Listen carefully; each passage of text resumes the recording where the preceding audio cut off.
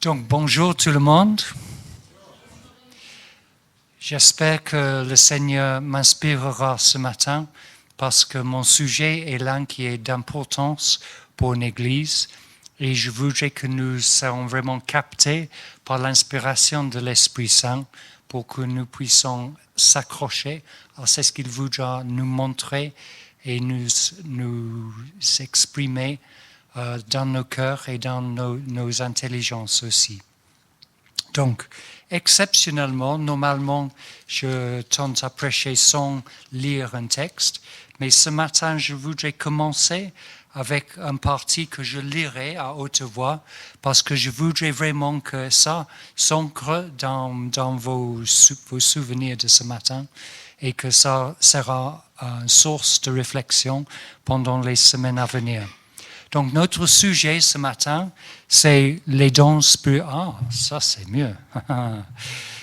Tu as remarqué la différence? Oui, comme ça, c'est... Ah oui, voilà, l'autorité est là. Bon, voici une petite illustration. Je ne laisse pas passer avant de lire ma texte. Tu as remarqué qu'avec la distance du micro, il y a une différence de puissance en temps d'amplification par les autres parleurs. Je voudrais vous faire la même expérience. Mets ta main à peu près 30 cm de ta bouche. Chacun, s'il vous plaît. Ainsi. Et maintenant, je voudrais que tu respires par la bouche, mais normalement, en douceur, hein, comme tu souffles dans tous les jours.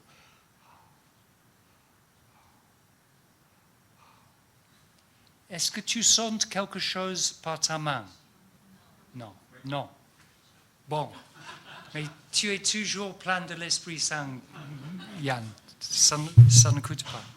Bon, maintenant, la différence, je voudrais que tu souffles fort avec ta main. 30 cm, allez aspirer fort, et souffle. Voilà, c'est comme les aérobics avec Kelly, hein? Voilà, Oasis. Donc, ce matin, nous regardons les dons spirituels où nous savons le don le souffle de l'esprit en nous, mais nous devons faire quelque chose avec cela.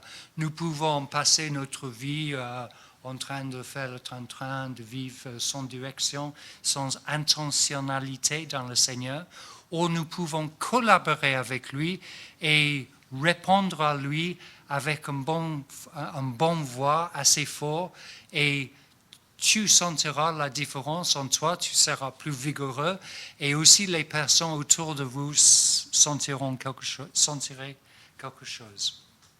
Sentir quelque chose, oui. Voilà. Bon, assez de tout ça. Les dons spirituels. Qu'est-ce qu'ils sont, les dons spirituels? Voici une petite définition, je tentais à combler. Les paroles, les dons spirituels, qu'est-ce qu'ils sont? Les paroles ou les actions que nous produisons en temps d'obéir Jésus, qui manifestent sa divine sagesse et sa divine puissance à travers nous. Et je dis nous parce que ce n'est pas moi tout seul, ni toi, mais nous ensemble.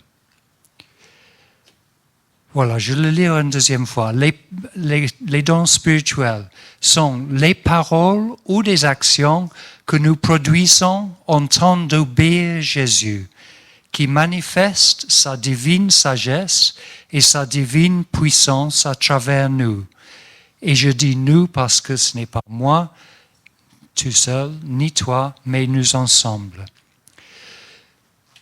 Donc ce matin, je voudrais regarder et écouter l'exemple de notre maître et notre enseignant, Jésus, pour comprendre le modèle qu'il représente pour nous et ses désirs pour nos comportements dans nos vies, comme nous sommes ensemble en temps d'église et aussi parmi nos familles, nos amis, nos collègues, même le public en général.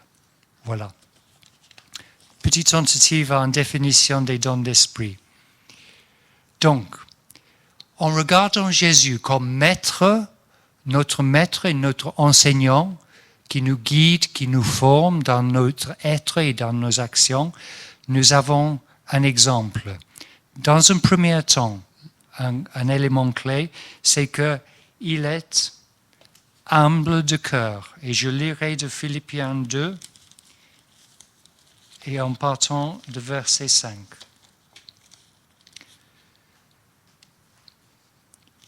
Il n'a pas regardé, ça c'est Jésus, il n'a pas regardé son égalité avec Dieu comme un butin à préserver, mais il s'est dépouillé lui-même en prenant une condition de serviteur, en devenant semblable aux êtres humains. Reconnu comme un simple homme, il s'est humilié lui-même en faisant preuve d'obéissance jusqu'à la mort, même la mort sur la croix.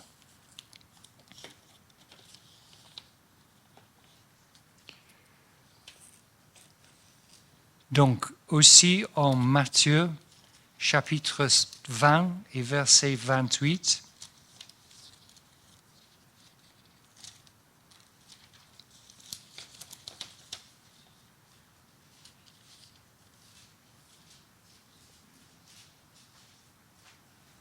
c'est Jésus qui parle et il disait, « C'est ainsi que le Fils de l'homme est venu, non pour être servi, mais pour servir et donner sa vie en rançon pour beaucoup. » Donc voici qui Jésus était, qui était essentiel dans sa caractère, cette attitude de serviteur et de s'humilier malgré sa stature en tant de divine, d'assumer notre être pauvre en tant d'humain et d'y aller même plus loin, de se sacrifier sur la croix pour nous.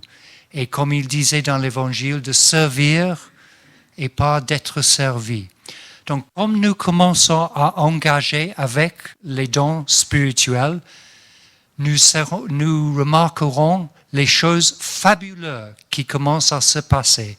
Si l'Esprit Saint est actif en nous et nous commençons à exercer le don que le Seigneur nous a donné, il sera remarquable. Ils seront les merveilles qui se produisera parmi nous. Et ça peut s'introduire même en quelques semaines. J'ai parlé avec un de mes frères dans l'église hier soir et j'ai posé la question, qu'est-ce qu'il a expérimenté par rapport aux dons de l'esprit dans une église avec laquelle il appartient. Et il me disait, bon, tu sais, pour être honnête, Laurie, j'ai jamais participé dans une église où il y en a les dons spirituels. Mais nous avons fait une étude pendant 1 an dans notre dernière église sur les dons spirituels. Bon, moi je crois que les dons spirituels peuvent commencer à manifester dans une assemblée après 6 semaines avec l'enseignement, avec les mises en pratique ensemble, en train de prier les uns pour les autres et de demander au Seigneur, Seigneur, nous voudrions te ressembler et nous voudrions porter ces dons spirituels à votre service pour que ton peuple sera formé en toi et pour que tu seras glorifié dans la compréhension des gens autour de nous. Et je crois que ça peut prendre racine relativement vite, avec les petites erreurs, parfois un peu trop de zèle, un peu de ci, un peu de ça, mais quand même, assez tôt. Voilà la première chose que je voudrais observer, que notre exemple, notre modèle est dans l'humilité, dans l'esprit de service. Donc, comme nous commençons à exercer les dons spirituels, nous devons exercer les freins aussi de ne décoller trop vite. Parce que là, tu sais, il y en a les risques pour les avions quand ils collent trop vite, que nous devons être fidèles et efficaces pour le Seigneur. Deuxième chose, Lui, Jésus, était inspirant et convaincant par ses paroles. Marc chapitre 2 et verset 21. Donc, je le trouve.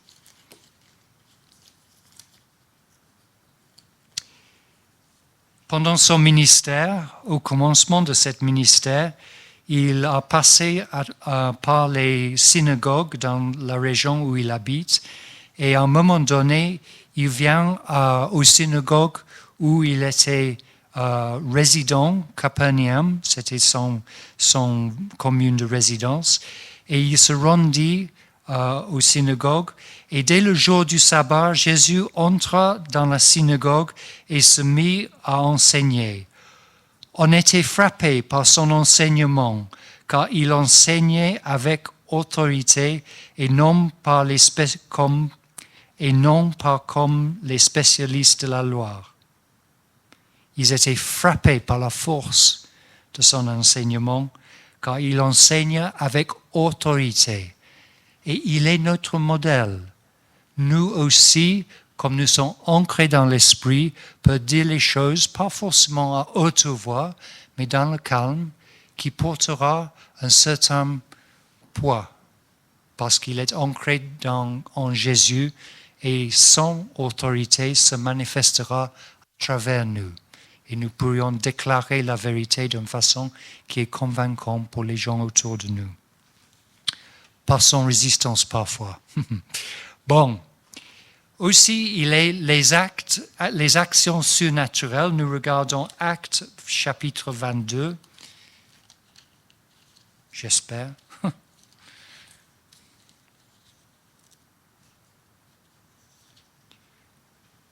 Pardon, c'est Acte 2. C'est pourquoi je n'arrive pas à trouver un marqueur pour Acte 2. Voilà. Acte 2, chapitre 22. C'est Pierre qui prêche, et il prêche suite à la mort et la résurrection de Jésus le jour de Pentecôte. Et sachant qu'il prêche en foule où il y était énormément de personnes qui ont vu le ministère de Jésus en action devant eux, qui ont vu les miracles de toutes sortes et les guérisons, les libérations des mauvais esprits et même les individus qui étaient ressuscités de la mort par l'autorité et la commande de Jésus. Et Pierre, il fait un sommaire de ce que Jésus a fait. Israélites, il disait, écoutez ces paroles. Dieu vous a désigné Jésus de Nazareth en accomplissant par lui au milieu de vous des miracles, des prodiges et des signes, comme vous le savez vous-même. Donc, quelques exemples. Il est le pêche miraculeux.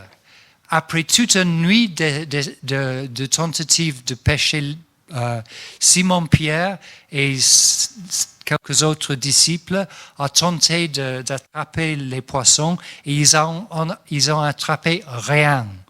Mais Jésus disait à Pierre, allez, laisse tomber tes filets et vois qu'est-ce qu'il arrivera. Et bien sûr, Pierre a lancé son barque avec ses collègues et ils ont posé les filets dans l'eau et quand ils ont tiré les filets, ils étaient pleins à craquer avec des poissons. Il était des pains et la multiplication des pains et du poisson. Tu te souviens, les 5 petits morceaux de pain et les 2 poissons, et il a produit suffisamment pour 5000 hommes, et aussi les femmes et les enfants avec tout ce qu'ils avaient besoin pour manger. Il a marché sur l'eau, il a calmé la tempête, il a guéri les centaines, même les milliers de personnes. Il a tourné l'eau en vin, en célébration, parce que la vie de Jésus, quand il marchait par terre, et notre vie en Jésus, comme nous marchons en lui, était une vie de joie.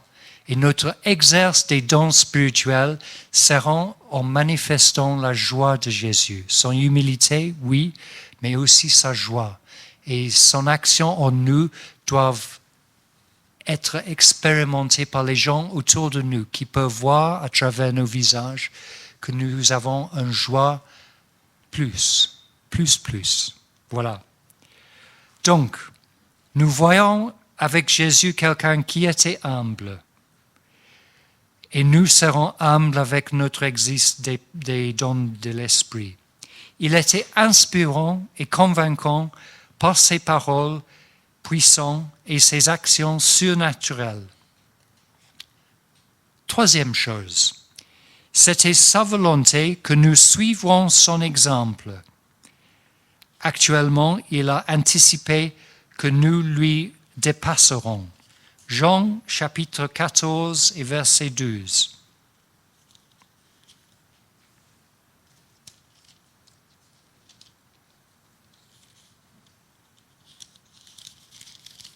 Problématique avec les post-it, il ferme le livre. Bon, Jean chapitre 14, verset 12. Jésus, en parlant à ses disciples le soir avant qu'il il était pris captif. En vérité, je vous le dis, celui qui croit en moi fera aussi les œuvres que je fais. Ça, c'est vous. Est-ce que vous croyez en Jésus? Amen. OK. Donc, celui qui croit en moi fera aussi les œuvres que je le fais. Donc, ces actions miraculeuses, nous sommes invités par Jésus à reproduire dans nos propres vies. Donc, en quelle forme ça prendra dépend de chacun de nous. Les situations où lesquelles nous trouvons, mais aussi notre niveau de foi.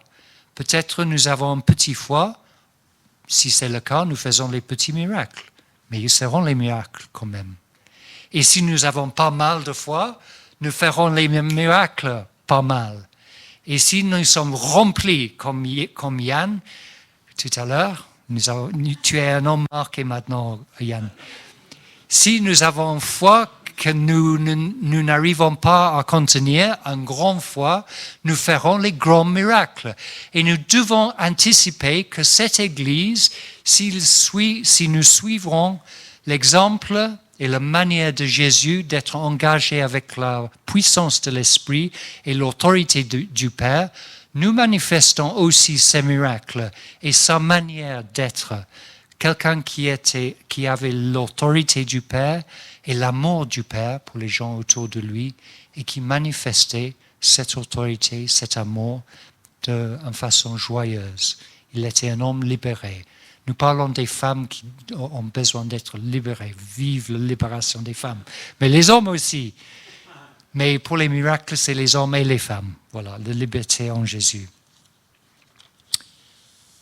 Donc, Jésus, quand il a apparu après sa résurrection, en Jean chapitre 20,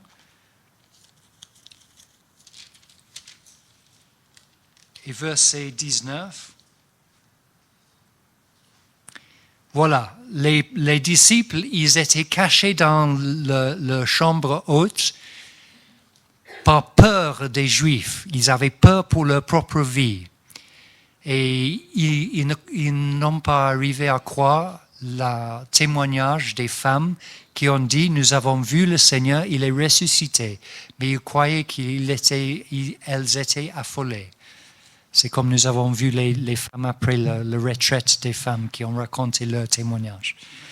Bon, qu'est-ce qu'il se passait? Qu'est-ce qu'il disait aux disciples? En apparent parmi eux, il disait que la paix soit avec vous.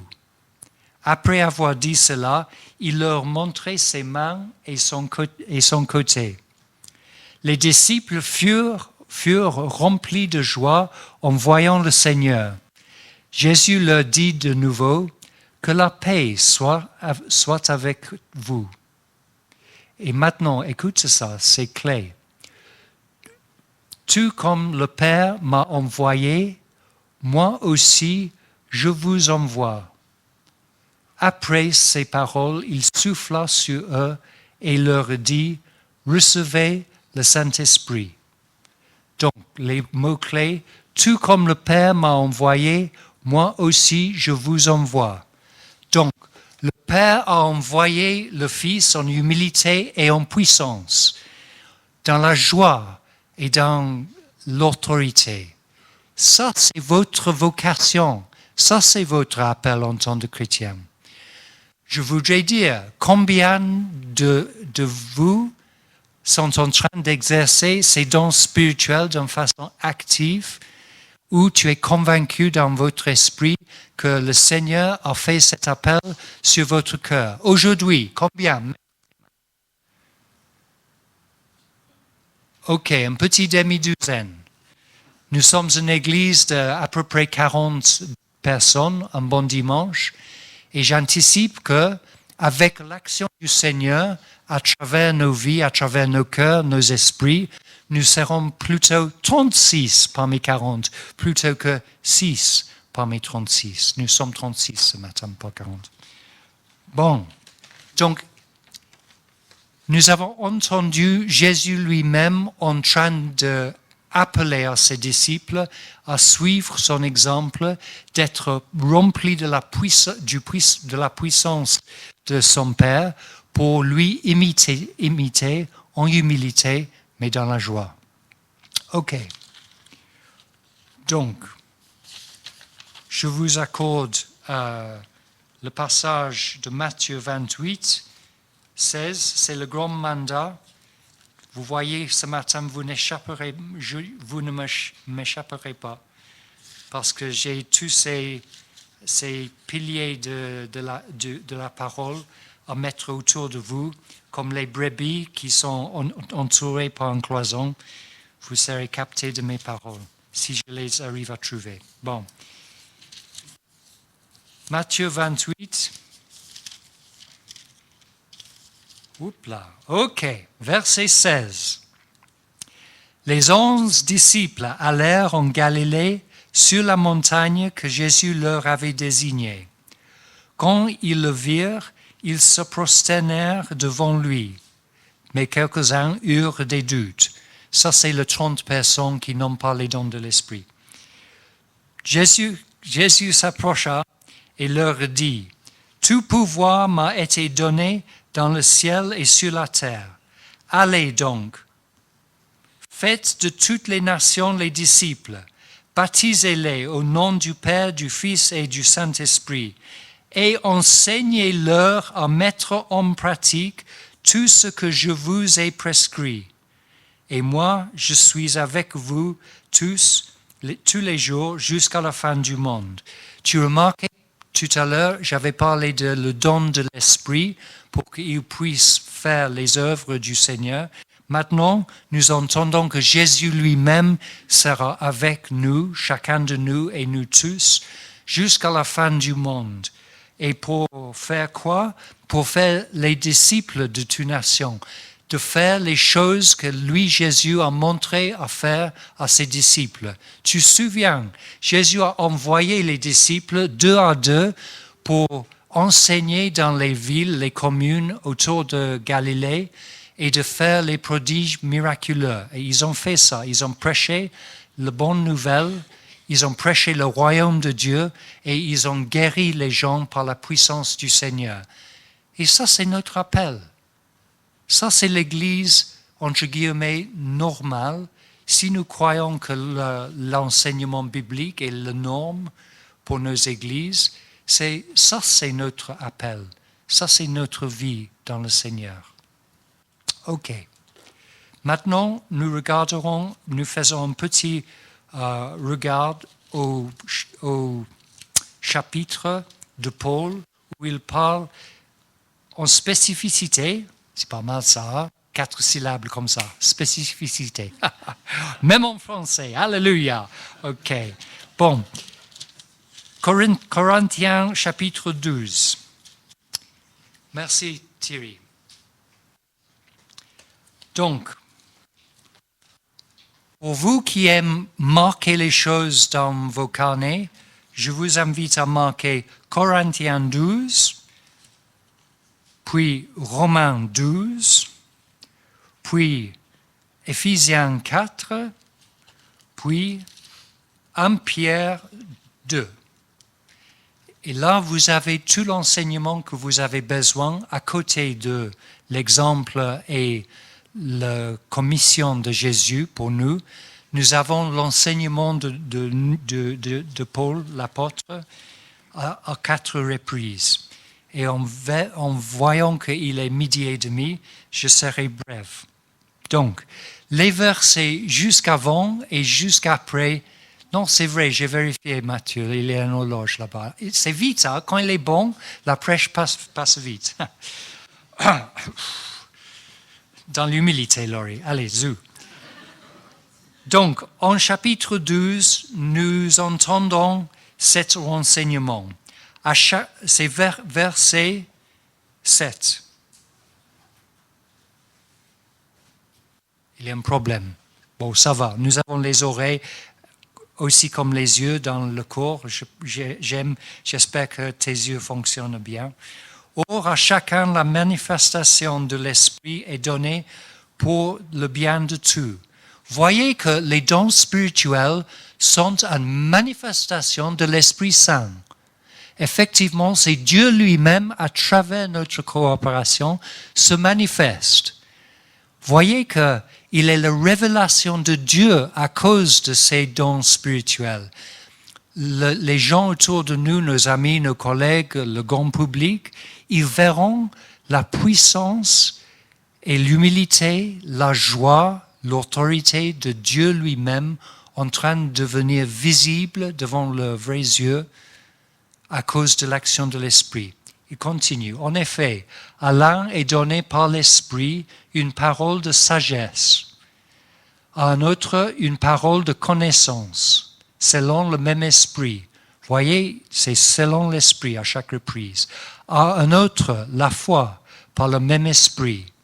À un autre, des dons de guérison, par le même Esprit. Qui veut le don de guérison ici? Bien, all right, yes we can. Bon, à un autre, la possibilité de faire des miracles. Les autres, les miracles, j'ai les prénoms pour les miracles? Oui, super. Oui, pourquoi pas? Bon, pardon, Morgan, tu disais? All right, Morgan disait, s'il est possible, je veux tout. Amen. Tu dois s'installer à côté de Yann et Annie la semaine prochaine. Un autre, le discernement des esprits. Un autre, diverses langues. Un autre, l'interprétation des langues. Mais toutes ces choses, c'est un seul et même esprit qui les accomplit. C'est pas moi, c'est pas toi, c'est pas nous. C'est Dieu qui accomplit ces choses à travers nous, à travers notre collaboration avec lui. Et pendant ces semaines à venir, nous touchons ce sujet des dons spirituels et les manifestations de l'action de Dieu pour travailler plus profondément ces réalités. Mais ça a besoin de l'action du Seigneur pour nous former, pour nous préparer et pour nous accorder la puissance d'achever telle chose. C'est pas en nous-mêmes que nous arrivons à être suffisamment intelligents, convaincants, puissants, moi. Non. C'est l'Esprit Saint qui se manifeste à travers nous. À chacun en particulier comme il veut. Bon, Romains, chapitre 12.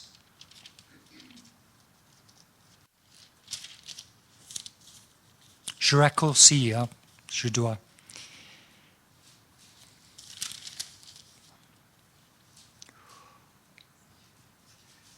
Corinthiens 12, verset 7. Romains, excusez-moi, j'avais fait Romains déjà, nous sommes à Corinthiens, excusez-moi. Donc, nous avons fait Romains. Nous avançons maintenant à Corinthiens, chapitre 12, excusez-moi. J'avais résumé les Romains parce que nous sommes pressés avec le temps et donc je procède maintenant avec Corinthiens, excusez-moi. Donc, Corinthiens 12, verset 7. Or, À chacun, la manifestation de l'Esprit est donnée pour le bien de tous.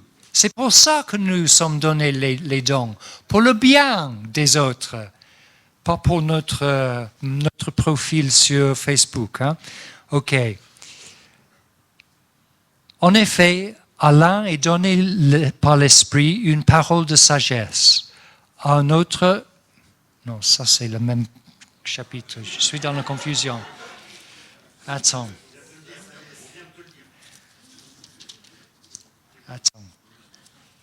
Excusez-moi, c'est un manque d'humilité, un manque de préparation. Donc, voyons Romains, donc.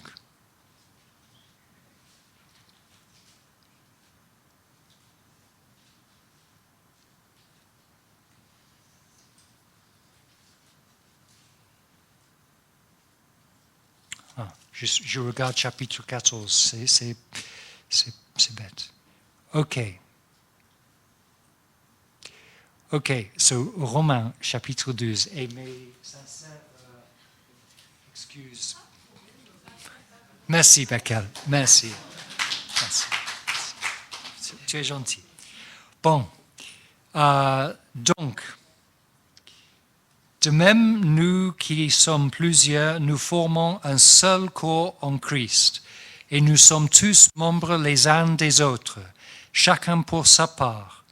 Nous avons des dons différents selon la grâce qui nous a été accordée. Voyez que l'unité de l'Église est un facteur clé pour avoir les dons de l'Esprit. Si nous ne sommes pas profondément unis au service les uns des autres, en train d'être sensibles aux difficultés et aux besoins les uns les autres, les dons spirituels n'ont aucun sens.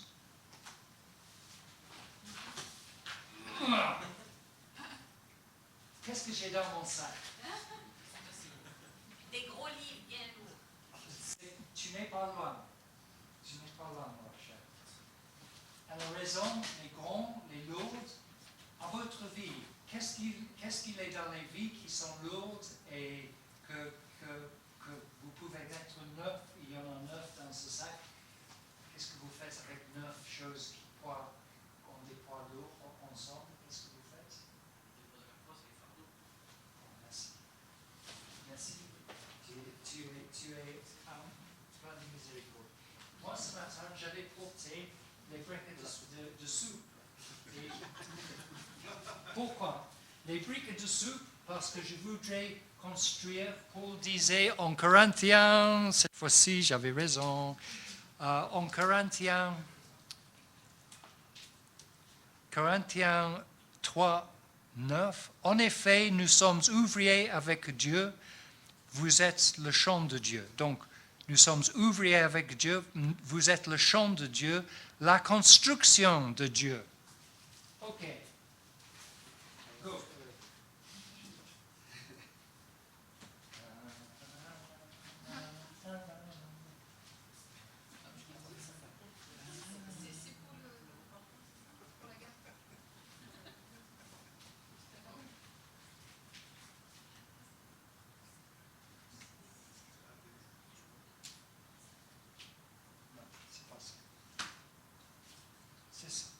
C'est bon. Ok, 7 suffit. 7 suffit.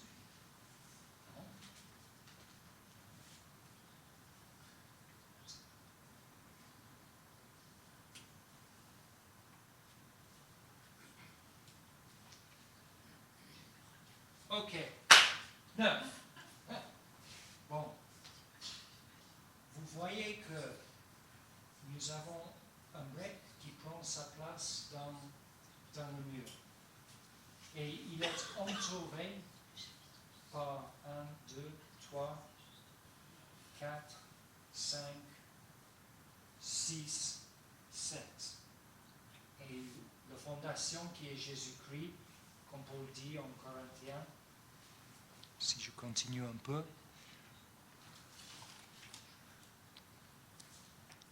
Verset 10.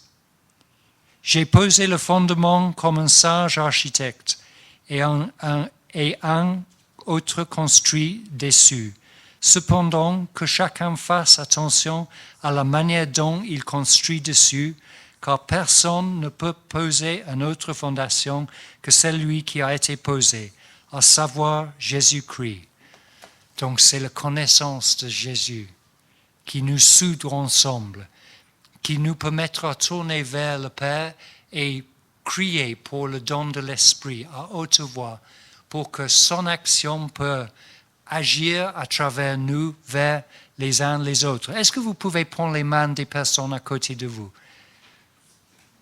Voilà, tout le monde, voilà. Voilà, les aérobics et maintenant, voilà. Oui, tu peux, oui, serrer les liens. Excellent.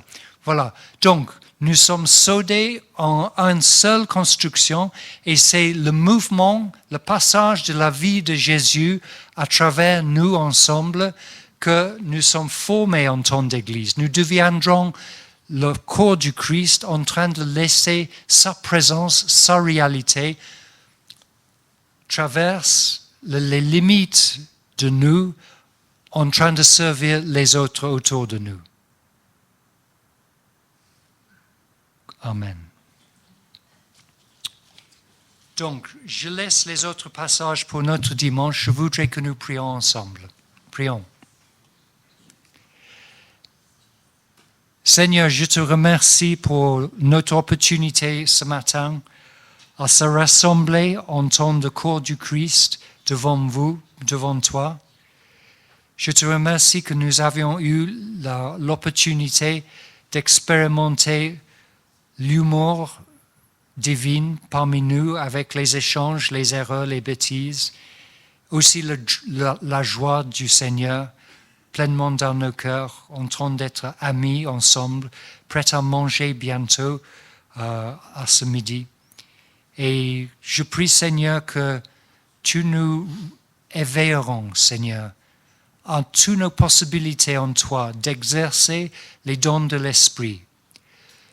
Je crie avec mon cœur, Seigneur, avec mes frères et mes sœurs en Christ, pour que tu verses l'Esprit en abondance sur nous, que nous puissions exercer les dons de l'Esprit en plénitude, que nous puissions être remplis d'émerveillement, de remarquer l'action de Dieu lui-même à travers notre collaboration avec lui, que nous expérimenterons les miracles et l'amour ensemble, que nous pourrions marcher en toute humilité, mais en train de discerner le vrai du faux par le discernement que l'Esprit nous accorde, et que nous puissions offrir les dons de l'Esprit que tu nous accordes, chacun un don différent sans doute, mais au service de l'Église, que nous pouvions être élevés en construction de Jésus, que nous pourrions être enracinés en lui, que nous pouvons lui imiter, que nous pouvons libérer les gens de leurs pièges, que nous pouvons prier efficacement pour la guérison des gens qui souffrent, que nous pouvons prier pour la paix dans notre monde et voir les miracles proches de nous et lointains. Au nom de Jésus, je prie. Amen. Merci pour ta patience.